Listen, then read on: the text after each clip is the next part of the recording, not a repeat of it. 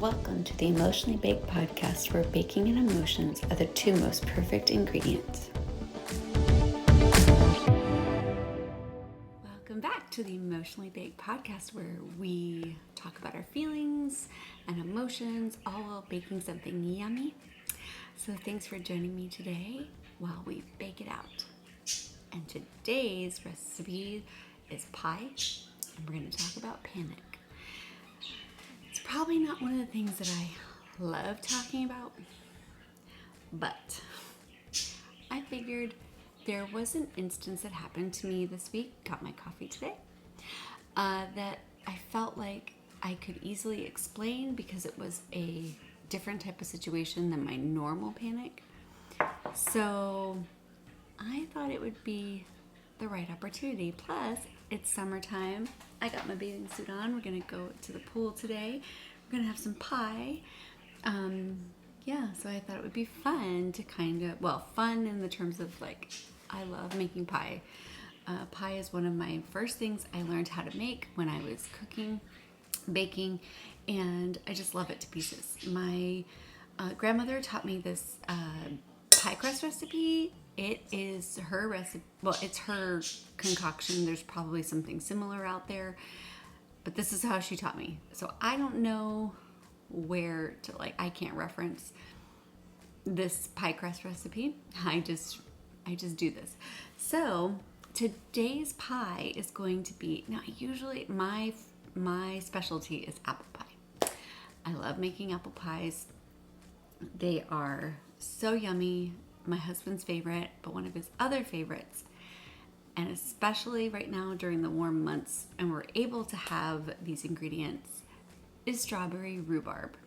Now, this is a little bit more time-consuming pie, I feel like, because it takes a lot more prep work. Apples, sometimes I don't even peel the apples because a lot of the good color and flavor is in the skin. I make sure they're really washed really well, but I do just put them in a slicer and slice them up, and super easy. And that's it. This one takes a little bit more work. So I washed and sliced and diced my strawberries already because that would take too much time to do. And I did about 3 cups of strawberries sliced, and the rhubarb is another thing as well. So I'm going to teach you a little bit about rhubarb. Now, rhubarb in and of itself, there's some poisonous elements to rhubarb. You never want to eat the leaves. They're poisonous. And I like to prep rhubarb really well because if you've never seen it, it's basically like red celery. It's red celery. And usually when we get it from the grocery store, the ends are kind of yucky. And so I always make sure to cut off the ends. Make sure that. And then when I'm starting to cut off an end, it starts to peel. So I peel, and it has this tough outer skin. Now you could just wash it and use it. But I like to take my knife, and because there is some pretty dense, and so I just like to peel it. You can just, and it kind of comes off like that. It's very weird. But it leaves kind of you can see the difference. So I just kind of peel it because when it is baking in the oven and all that, it comes out better. And you gotta be careful with rhubarb because it is very saturated with color, just all natural color. So I am making a mess on my counter, and my counter is a white counter, and so I'm going to need to clean this off because I can see the little bits here that are coming off of my rhubarb. So after I do a good peel of this outside, then I will just go ahead and I'll probably cut it in half and then chop it. Now, if you don't know what the flavor of rhubarb is, just think that you're making a sour pie. This vegetable is sour. It's like I'm making strawberry sour patch pie, basically. That's really what it is. So it just has this really tart taste to it, And I do add sugar because if you left it by itself, oh boy, it would be very tart. So I'm going to chop that up. I have a whole bunch. My hands are going to be stained if I don't clean them off. So I'm going to do that. Okay, I've got my rhubarb all chopped up, and I'm going to make the pie crust here in a minute. So we're going to just start our conversation and kind of go from there because it's a lot. Panic is not a fun emotion. It's not a fun experience. It's not a fun, it's not fun to, I don't feel like it's fun to talk about because sometimes talking about it can even bring panic up. And so I had mentioned in a previous podcast where kind of like my panic started as, through my journey and things. And it did start back, and I'll just give a little refresher. I don't know if I've ever had serious panic attacks until I am talking about the whole realm of panic, the panic feeling, panic attacks, panic just in general. So panic for me has come up in different ways in my life. And I wanted to kind of give a scenario that I literally just experienced to kind of show you kind of how my panic kind of reacts, or because it was not a common situation. It was something that was totally different than normal. And then kind of talk about panic and in general. I don't know if a generalities is what I want to say, but so for me, I do have an anxious, I do deal with anxiety, and so I do take medication for anxiety.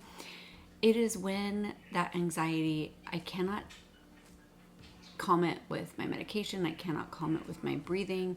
I cannot calm it with any of the other tools that I have. And a physical reaction occurs where I just cannot help my body in any way to calm. And it manifests in kind of what I first recognize as a heart attack feeling. My chest gets really tight. My body gets really tense. I can't take a full intake of breath. I can't breathe very well. And my heart rate goes up, all the things. So the first time I experienced this feeling was something that happened with my brother. He got into a little bit of trouble, and when we were younger, and I didn't quite know that that's what I was experiencing was a panic attack, or that overwhelming panic feeling. And at that time, my husband, we were just dating. He walked me through it, and it seemed to be, it just kind of dissipated. And then let's fast forward a handful of years after my father left our family. I started having panic attacks that related to just very high intense, high stimulating situations. So I could kind of see maybe this situation will not be good for me. I might have to remove myself from the situation. And it wasn't ever anything I wouldn't panic in large groups or settings. It was just if something just got so overwhelming for me, whether if it was a topic that was being discussed. I've been in several meetings. I used to be a teacher, and I just say, I might not, this is causing a physical reaction for me. I'm starting to, my chest is starting to get tight, that kind of thing. So I would kind of notice where my panics were happening, and kind of okay, I need to make sure that I, either take my medication or Now, I got panic attacks. Like, I remember getting pulled over for speeding my first time. And I had a panic attack in front of the police officer. And he was super nice. And he was just like, "Are you okay?" And I was like, I suffer from anxiety, panic. And I'm trying to calm myself.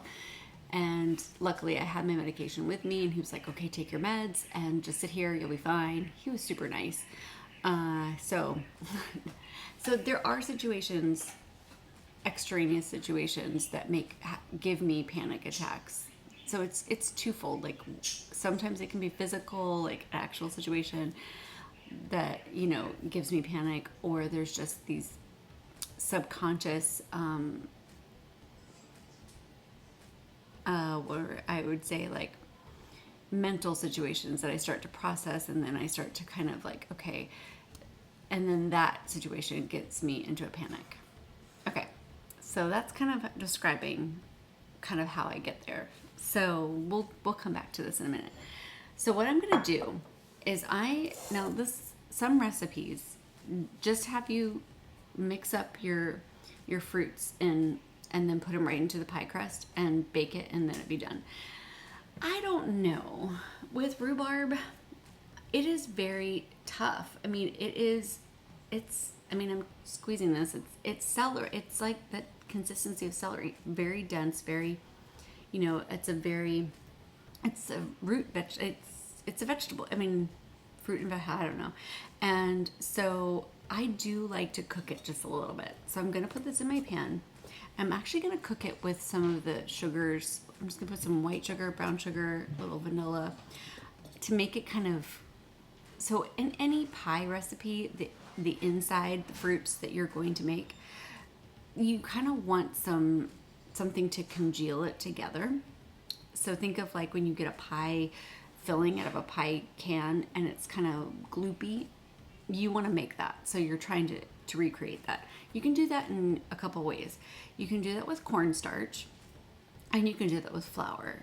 Either way, I've tried and it works. So I don't have any cornstarch on hand, but what you would do and this is just something that I would suggest. Cornstarch, you would put maybe like a quarter of a cup of cornstarch in a bowl, and you would put some cold water with it and whisk it until it's not powder anymore. There's a reason for that. So cornstarch will start to congeal at a high temperature. So you don't want to put warm water while you're mixing up your cornstarch to begin with. That's why you use cold.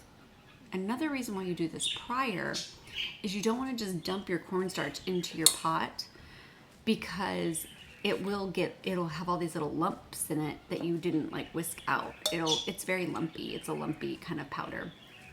And it'll have lumps, and you'll have lumps in your pie filling, and it will look kind of weird. It'll still work, but I don't like how it looks. So that's why you mix it with the cold, and then you take that slurry and then you put it into your pot. I do the same thing with flour. Just get a little flour in a bowl, whisk it a little bit, just so it's not lumpy, and then I'll put it in here. Flour doesn't work as best as cornstarch, but it still works. So we're gonna do that. So I'm gonna put all of this into my pot. It's a lot of stuff, but the thing is that this cooks down. It cooks way down. So even though it's super full, it's gonna go all the way down, and it'll be fine. So I'm gonna put that on to just simmer, and then we're gonna talk about this yummy pie crust. Okay, I want to show you what this slurry looks like. It's just literally, here, I'll pour it in so you can see. This is just flour and water, and that's just going right into the pot. And as it cooks, and as the heat is mixing with the sugars and the fruits, it will make it as like a pie filling. It'll make it come together. Okay, so here is the fun part of the pie. We are going to be making the crust. Now I have 3 cups of flour in my bowl. I'm not using my favorite bowl because I need a bigger bowl. And I need room to kind of move around here. So the first step is going to be, well, we have our flour. Then I'm going to use, this is the important to me part. You can use whatever sort of butter, fat you like to use. I prefer Crisco butter flavor. So there's definitely different types of Crisco. There's just your plain, and then you could make a crust just with butter, but I like butter Crisco. So it's yellow. The Crisco, there's other Crisco that is the plain, which is white, and it kind of has like a milky look to it. This is the butter flavored Crisco. For some reason, this is just what this is what makes it for me, is the butter flavored Crisco. And then I'm just gonna put in 1.5 teaspoons of salt. And that's all. This is the base of the pie crust. Now, I'm gonna use my pastry blender. Again, they come either like this with metal and then they're shaped like that, or I do have another one that I really do love, which is, it has wires. These are wires. So this is more, so you can see, but this is basically what you got. It's like a handle with these separations, and what it's gonna do, it's gonna help to break up all of that fat. Ooh, this is boiling. I gotta turn it down. And you're just going to dig into this and keep going and around until we have they're like, I want to say like little pearl like clumps of the flour and the Crisco. So you do have to kind of push this off and kind of, help it along here. Kind of clean this off every now and then, just so that you can keep going. And I keep turning the bowl as I go, just to kind of, move this around. And this is what is going to turn into our fabulous, yummy crust. So I'm just gonna keep working on this and I'll be back. Okay, I had to stand up a little bit and kind of put all my strength into it. But basically, this is what we got. We got all of this little chopped up pieces. You can see, they're like little teeny, little dough bits. And to make this all come together, all we're gonna need is 2/3 of a cup of cold water. And the water is going to just bind all of it together. And you know what? I might take off my rings and just go at it with my hands. My hands are clean, right? Should I wash my hands? I don't know. Let me wash my hands. Okay, just washed my hands for good measure. I'm pretty sure I did, but sometimes you just can't remember. Okay, so I'm gonna pour this in, and while I'm going at this and kneading it with my hands, so I'm just gonna fold. I'm going to just really just work at it and just make it come into a ball, before I roll it out into my pie crust. So let me tell you about the situation that happened this week. So the situation that happened was, I have chickens. We love my chickens. They are amazing. Give me my eggs. Thank you, girls. Well, we live in the suburbs, but it's still, we got some predators out here, and a lovely thing was in. So see, this is already coming together very well. A lovely thing was in their coop. A snake was in their coop, and it was eating an egg or eggs. It had an egg in its mouth. It was wrapped around. It was in their nesting box, and I was just not having it. I was like, no, I'm not. You're not going to be in here. You're not gonna hurt my chickens. So my goal was to get the snake out with. I had a pitchfork to get it out and scoop it up and put it in. I had this cage that had a door outside, and my husband could go release it somewhere later. Well, in the process of getting the snake out of the chicken coop, snakes are just like they're slithery, and it fell off of it fell off of the pitchfork,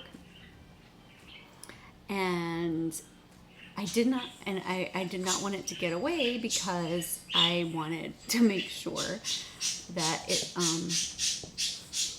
didn't come back. Because if I just left it, it would come back maybe the next day, because it's right here. It would come back the next day and go at the eggs again. And so I panicked. I was having this is when my panic started. It was a physical situation where I don't know what to do. And I don't like harming animals. That's not my, So he was falling off of the pitchfork, and I was just like, I don't want you to get away. I don't want you to get away. And I turned the pitchfork, like it was kind of like a moment, like it was all wrapped up in the same moment. And I got the pitchfork and got him like, and then just stuck the pitchfork into the ground. And I might have got him too, a little bit in his tail to, to kind of impale him to the ground so he didn't move. I was not happy about doing that, and so here we go. See the doughs? Look at that. Just with my hands, just for a few minutes. And actually, only a few minutes. So what I'm going to do is I'm going to put flour on my surface here, and then I should clean off my hands first, but then I'm going to roll it out, and I do I'll videotape it, but I'll explain. I have my dough in a round. I'll shape it round, like in like a sphere as I'm, starting to roll with my rolling pin, which keeps it in a nice shape for me to transfer into my pie dish. I don't have to do it that way. I could roll it out flat and then just like eyeball and cut what I need and then cut the excess off. It is what it is, however you want to do your pie crust.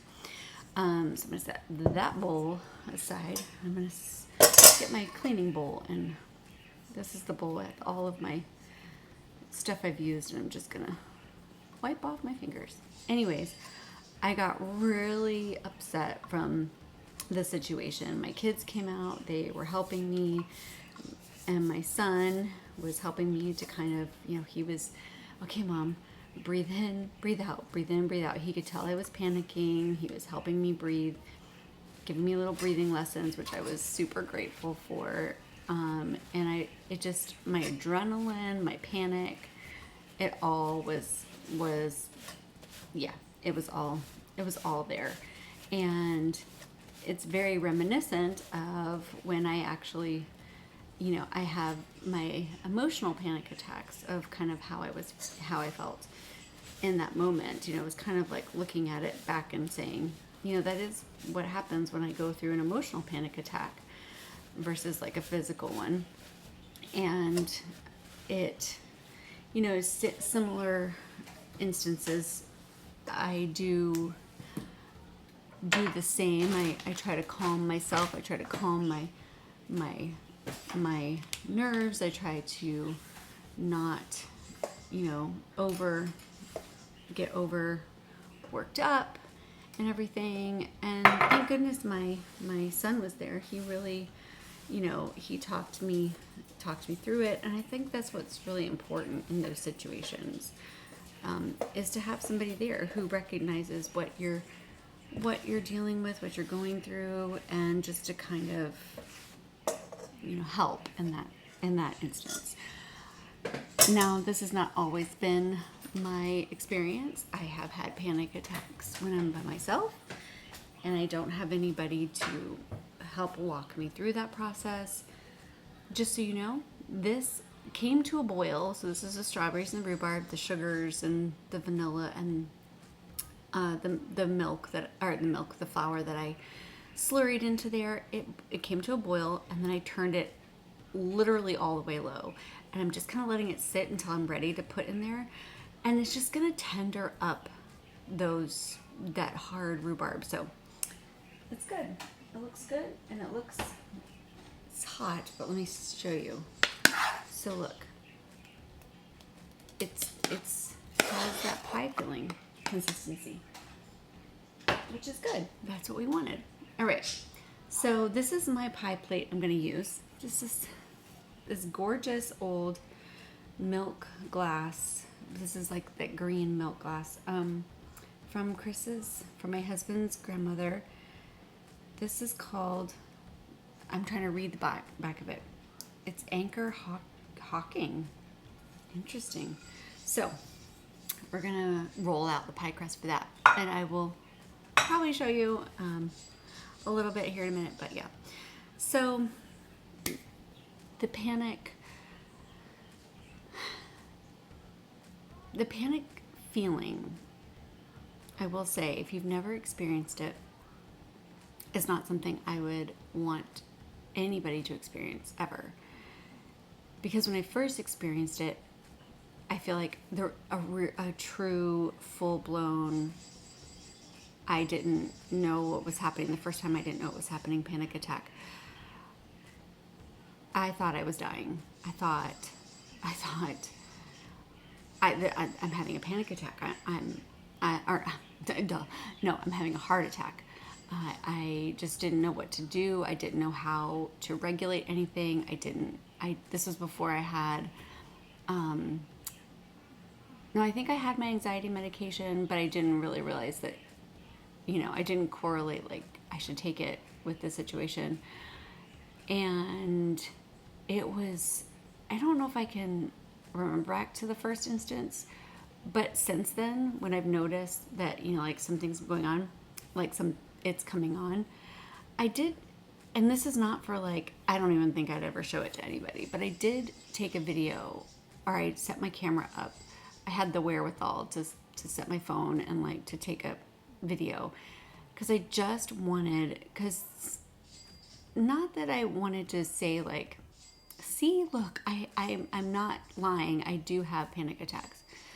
It's not that my, family didn't believe me that I was having panic attacks, but I almost just needed it for myself to be like, to say, this is something that I'm dealing with, and this is what it looks like for me, and I did have to explain it. I remember my husband did see me have a panic attack when we were younger, but it wasn't huge. It wasn't full blown.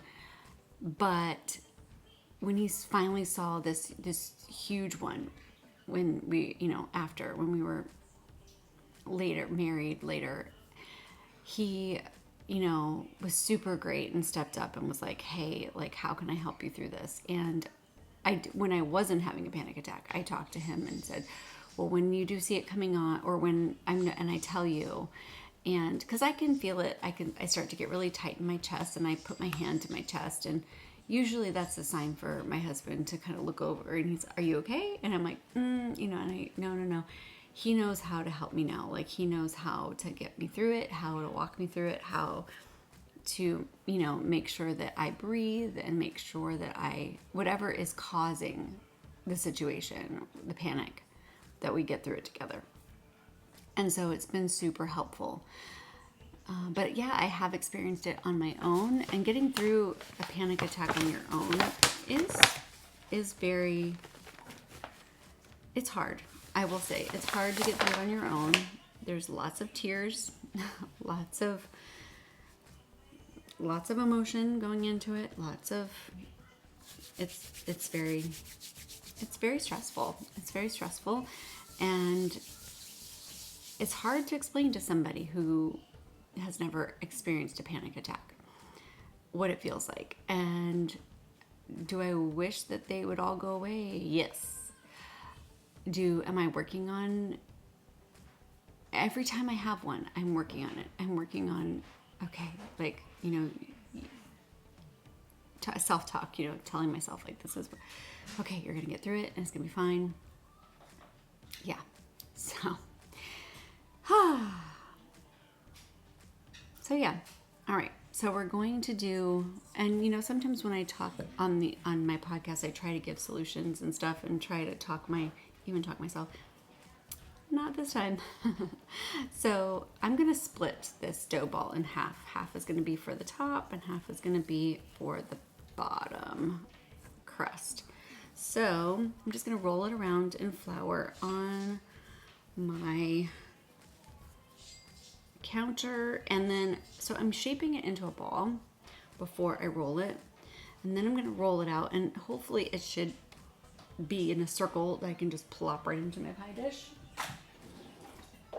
So I've got my trusty rolling pin. This is another Grandma Special rolling pin, this wooden one, love it. I did have a metal, not a metal, a marble one, and it broke. The handles just, yeah, they didn't do well. So I'm just gonna, I roll a little bit and then I turn the dough. And I roll a little bit and I turn the dough. Just to kind of keep the shape. And I need a little bit more flour. It'll get sticky and you just don't want it. I don't like it sticking to my surfaces and sticking all over, because then it's hard to transfer to the pie dish. So, and you know what? Sometimes it just doesn't turn out perfect. And for me, that's okay, because number one, I'm gonna flip this. Number one, it's all gonna get eaten anyways. And number two, the bottom pie crust, you're not really gonna see. The top, I kind of take a little bit more care with. Sometimes I do designs.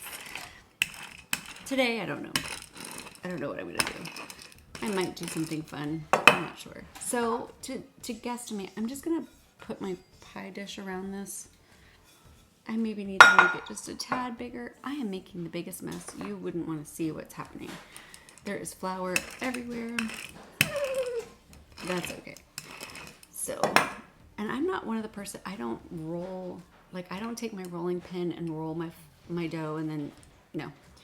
I just pick up my dough because it's very sensitive and it's very fragile, and I don't want, so I'm just gonna pick it up with my hands, with my floured hands. I'm just gonna pick it up like that, and I'm just gonna place it right in my dish. And then that's it. Okay, so I got in my pie dish. It's not exactly like exact, but what I'm gonna do is I'm just gonna push, just take my hands, I'm just gonna push around. Remember, this is the bottom, so the bottom isn't, I'm just gonna cut off the excess around the sides. I might need to use a little bit to fill in. And that's it. And then I'm going to pour my filling in to my pie crust. And then I'm just gonna decide what to do on the top. I don't really know if I'm gonna make a design. Today is a holiday. Maybe, maybe not.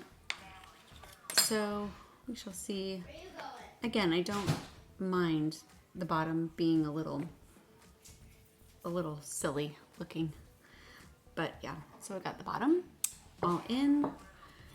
And if you want to, you can poke holes in the bottom. It just helps it to breathe and bake completely through. And so I'm going to pour my, I'm gonna put a couple holes. I'm gonna pour my fruit into here. Now, if I think that it's too soupy, so what I'm gonna do is I'm just gonna scoop it with my spoon. I'm not just gonna pour it, so I'm just gonna scoop it.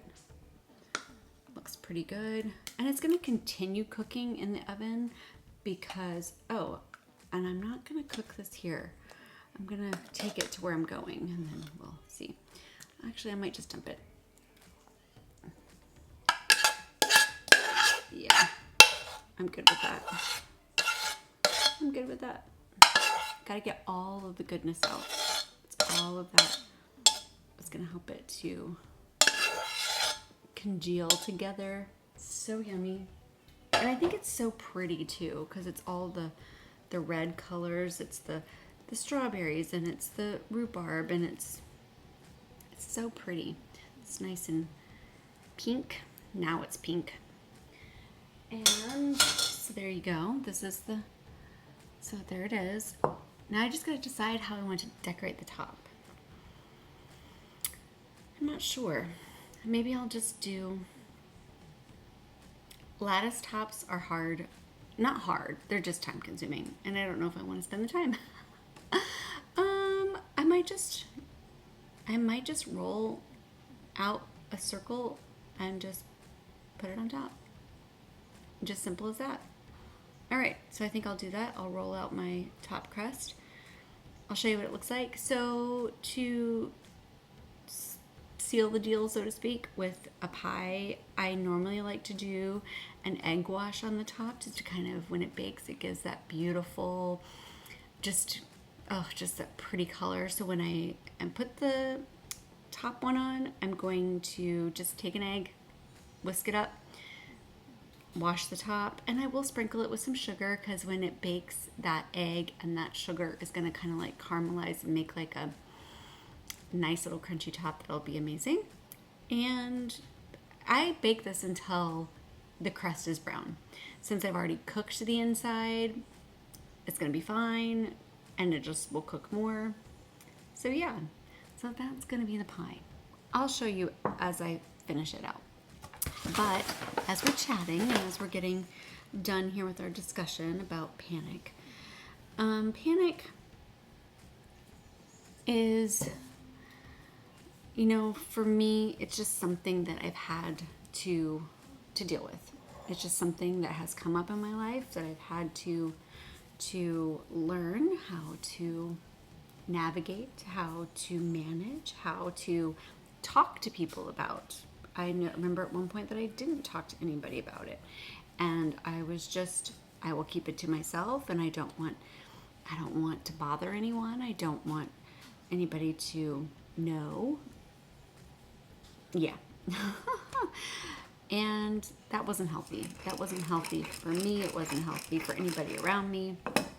So I think and then talking to a healthcare provider. I have been so blessed with my healthcare provider, and just, you know, getting through the situations that are, you know, they really just help me to get through, you know, these hard times that you just feel like maybe some, you know, talking to somebody would be the best. And yeah, never underestimate talking it out, right? That's what we're doing. We're baking it out, talking it out, doing the things.